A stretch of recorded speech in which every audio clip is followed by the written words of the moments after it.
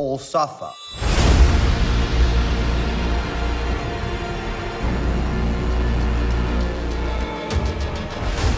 Ulf the White burns Tumbleton to the ground. Helaena Targaryen throws herself from a window. Rhaenyra murders the High Septon on the steps of the Sept. And in a single finale, HBO just set the ending of the entire show in motion. House of the Dragon Season 3 wrapped on August 9th with The Treasons at Tumbleton, a finale critics are calling one of the best episodes since Game of Thrones peaked. Let's break down everything that happened across the season, what the finale actually means, and what's coming in Season 4, the confirmed final season of the show. The season opened with the Battle of the Gullet in Episode 1. Shireko Lohar's Triarchy fleet against Corlys Velarion's ships, 3 dragons in the sky, Jace on Vermax, Baela on Moondancer, and Rhaena on the newly tamed Sheepstealer. By the end of that episode, Jace was dead. 3 arrows in the water, Corlys presumed lost. The Blacks won the battle and lost their heir. Episode 2 doubled the damage. The Dragon Seeds arrived too late to save Jace. Corlys was pulled alive from the wreckage by Adam of Hull, his own bastard son. Rhaenyra received the news of her son's death in the most quietly devastating scene of the season. And then she took King's Landing. The fall was fast. Alicent's deal held. The gates opened. Rhaenyra and Daemon walked into the Red Keep with 2 dragons in the sky and cut down every guard who resisted. In the throne room, Otto Hightower was dragged out as a substitute for Aegon, who had already escaped with Larys Strong. Rhaenyra hesitated, then executed him in 2 blows. Meanwhile, at Harrenhal, Aemond arrived to find Daemon gone. He killed Sir Simon Strong and his sons in cold blood, took a dagger to the back, and collapsed at the feet of Alice Rivers. Episodes 3 through 5 were the show's slowest stretch, but also its most politically consequential. Aemond healed at Harrenhal under Alice's care. The witch who told Daemon he would die in that castle now had the most powerful Targaryen alive as her patient. And by episode 5, he wasn't just her patient, he was her partner. Alice got what she asked for, and the Blacks lost the war for Harrenhal without knowing it yet. Alicent and Helaena tried to escape King's Landing. They were caught. Rhaenyra kept them as prisoners in the Red Keep, technically alive, functionally hostages. Alicent, the woman who orchestrated Rhaenyra's peaceful takeover of the city, became her prize captive. In the Riverlands, Criston Cole and Gwaine Hightower marched to face Daemon's army with a phalanx strategy that felt like it belonged to a different war. Cole had spent 2 seasons trying to die. Episode 7 finally gave him the ending he'd been asking for. The Dragon in Winter was the best episode of the season. Full-scale dragon-on-dragon violence. Criston Cole died at what the show is calling Butcher's Ball, burned out of his armor, exhausted, finally released. And Alice Rivers finally met Alicent Hightower face to face. That last moment is what most viewers missed. The Witch of Harrenhal, now Aemond's lover, standing across a room from Aemond's mother. 2 women who both know what he is, both trying to decide what to do with him. Neither one telling the other the whole truth. The episode also gave viewers the first real look at Dreamfire, Helena's dragon, through her visions, which turned out to be the show's quietest death flag. The title is plural. That's the whole episode. It opens with Rhaenyra hearing that Aegon and Sunfire are alive. Not confirmed, just rumored. And her response tells you exactly who she has become. She orders a search for Aegon's dragon, then banishes Mysaria, the woman she was intimate with 2 episodes earlier, from the city entirely. Then Baela confronts her, blames her for Corlys being kidnapped. Rhaenyra grabs Baela's face, calls her an insolent child, and walks away with a veiled threat aimed at Rhaena. Then she goes to the Sept of Baelor to be anointed by the High Septon. He refuses.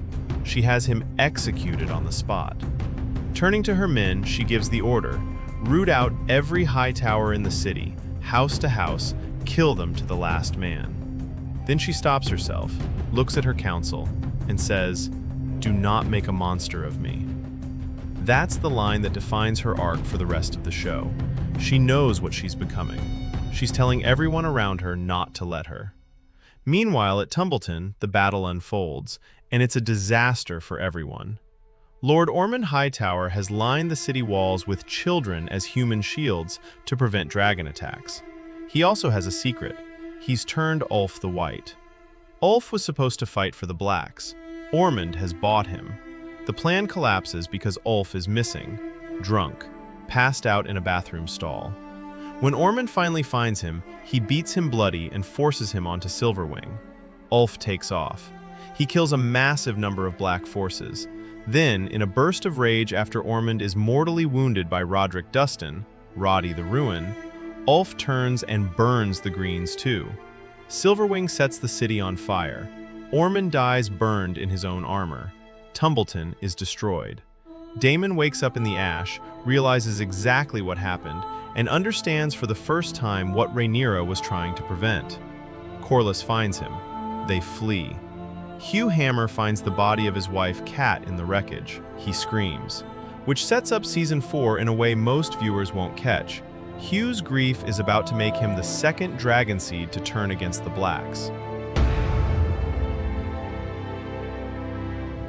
Back in King's Landing, Rhaenyra returns to the Red Keep after her march to the Sept. She goes to Helena's chamber and finds her prisoner has thrown herself from the window. Helaena left behind a tapestry, painstakingly embroidered, showing a woman falling.